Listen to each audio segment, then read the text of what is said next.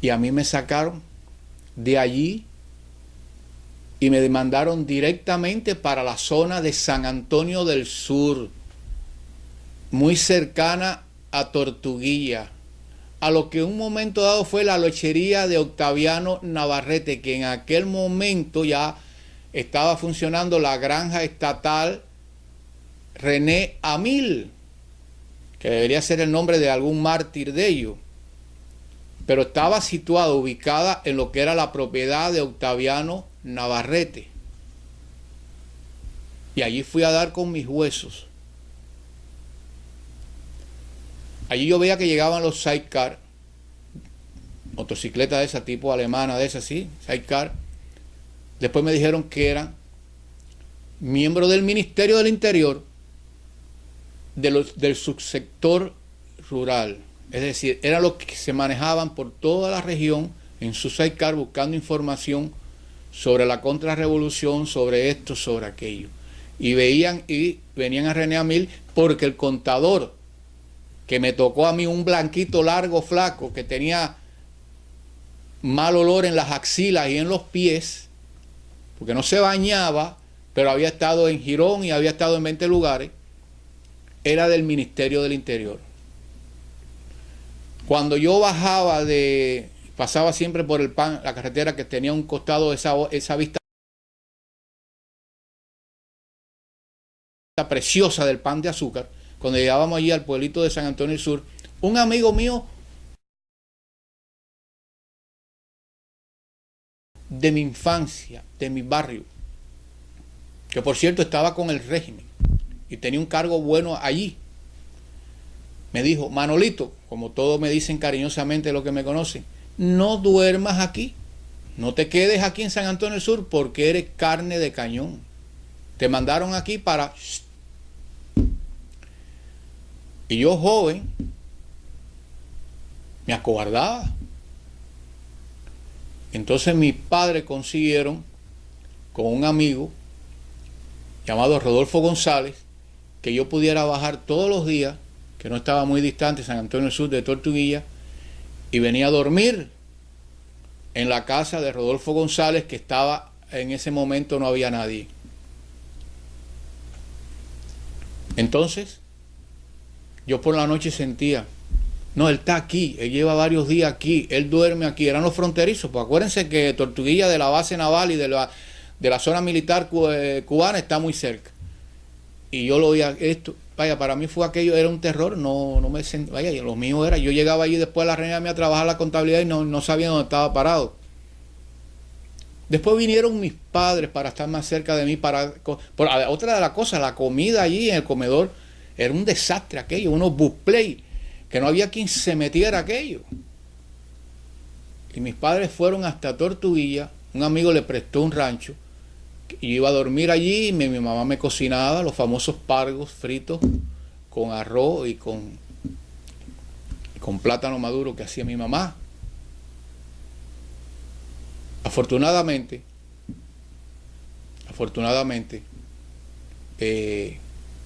cuando vino unos estados financieros que tuve que ir a Guantánamo, ese mismo auditor que hizo amistad conmigo me dijo que me iba a llevar para trabajar la contabilidad a Los Caños, que le pusieron Paraguay, que dejara aquel horror, porque ellos todos estaban conscientes que lo que me llevaron allí para también sacarme de circulación, porque yo en cierta forma era un testigo de lo que había realmente ocurrido en el consolidado lácteo con el problema del robo de dinero, y que eso estaba ocurriendo, se perdían bolsas con dinero, en esas fincas administradas se destruyeron libros valiosísimos, obra de arte, en esas fincas habían cosas increíbles de los antiguos dueños, y con el ciclón Flora estaban tiradas por donde quiera, destruidas, valijas, retratos y más retratos familiares, todo eso estaba por el suelo tirado, porque los que habían llegado allí no sabían, no valoraban todo eso, nada de eso, porque no eran de ellos, no lo habían parido.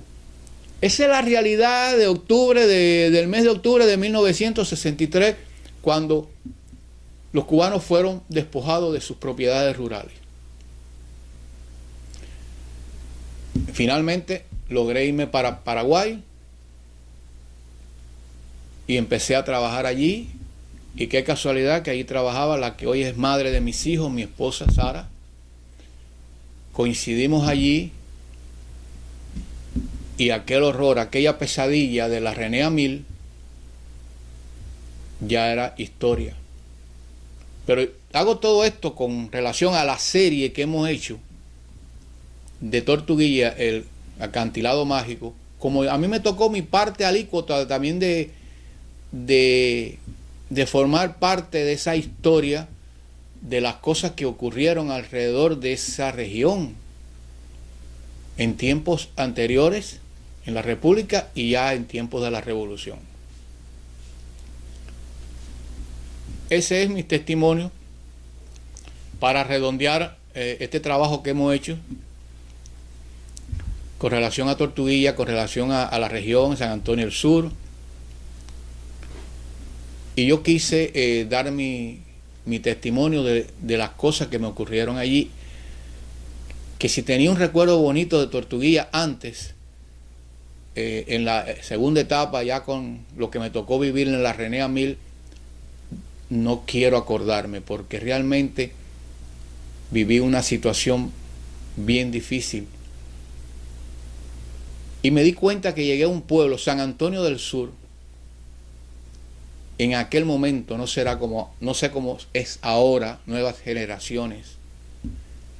Ese pueblo estaba totalmente a las órdenes del Ministerio del Interior de Tomasevich, que era el que controlaba aquella región, porque por ahí entraron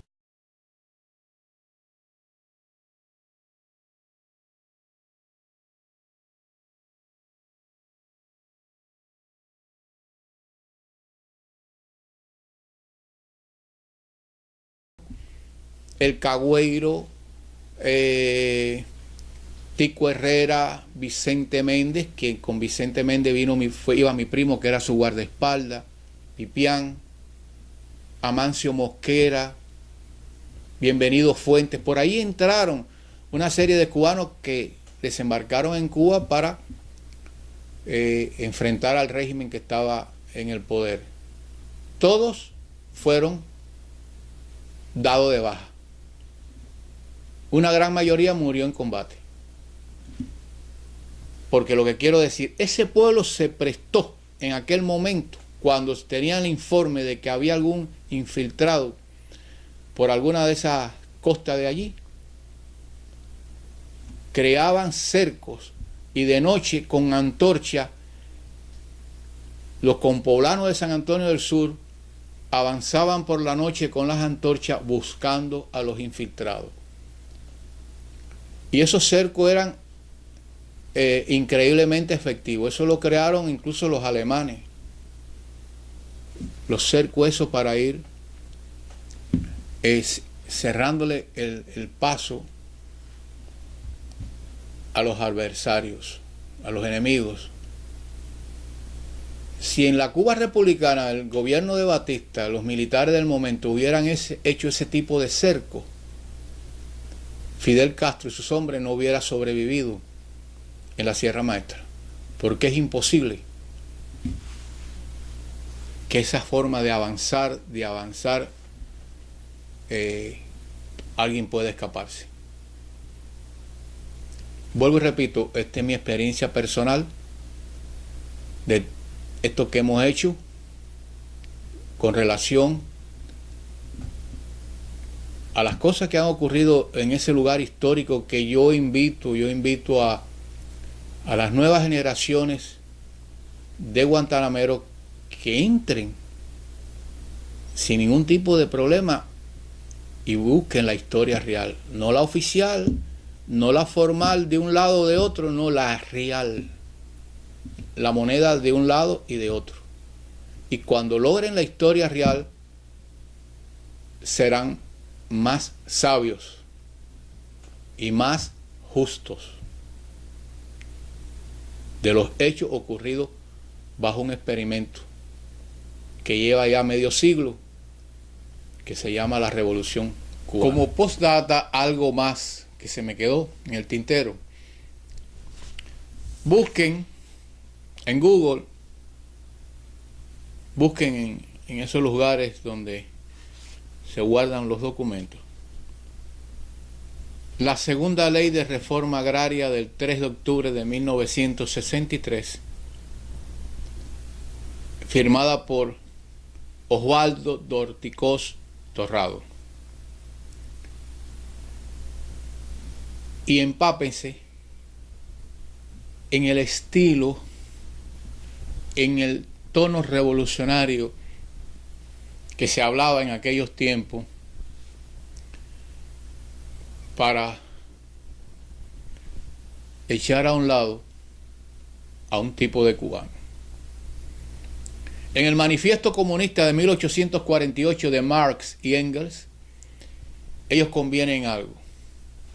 Las revoluciones son fábricas de daño gratuito y trituradoras de hombres. Este libro lo escribí yo, es una novela histórica sobre mi región de Guantánamo, la experiencia que un tipo de cubano tuvo que vivir en esa revolución. Y en la página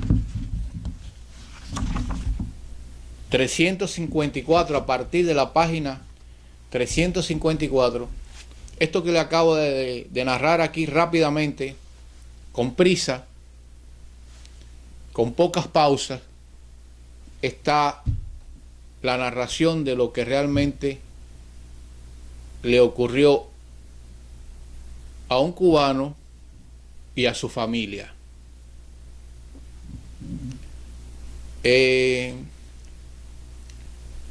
Son experiencias que hay que contar. Por ejemplo, este hombre que está aquí fue mi padre, Matías Prieres. Un hombre bueno, un hombre honesto, nada de un delincuente, de un impresentable, de alguien que la sociedad debería de prescindir de su personalidad, de su forma de ser. Sin embargo, fue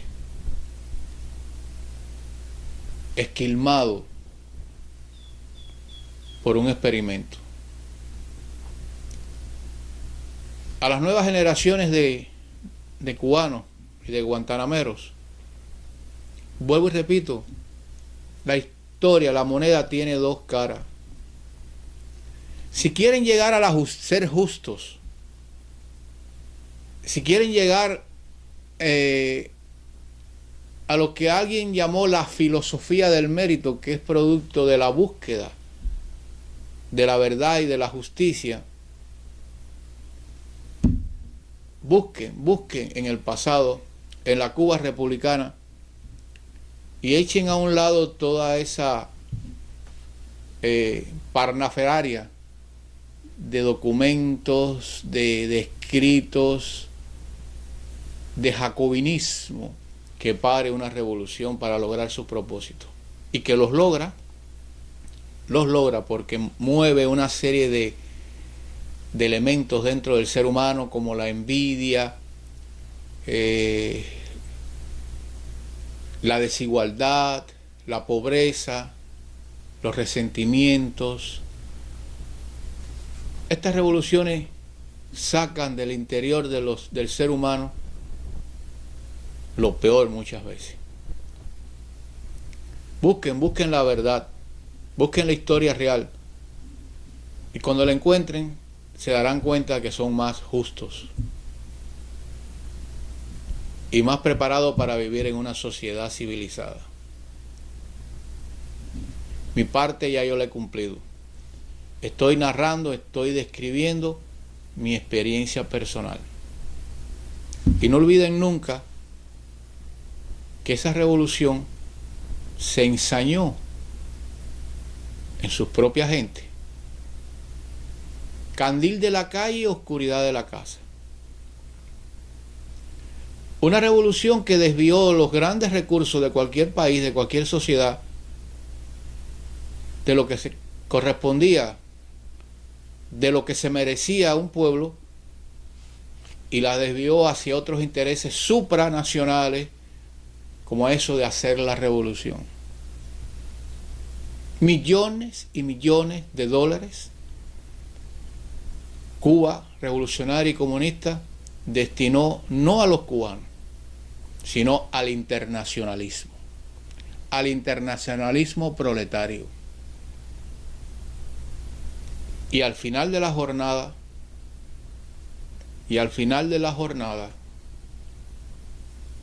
esos dirigentes de la revolución que todavía están vivitos y coleando, empiezan a hacerles guiños y señales al gran enemigo común que hablaba James G. Kahn, contra el quien todos los recursos hay que ir dirigidos a ellos y todos los sacrificios. En este momento, punto cero, como en la rebelión en la granja de George Orwell, se quiere acercar al gran enemigo histórico, que es el imperialismo. Quiere hacerle carantoñas. Quiere reunirse con ese gran enemigo, donde por décadas se le metió en la mente de los cubanos que era lo peor. Por tanto, había que despreciar, rechazar y combatir. ¿Qué más hay que decir?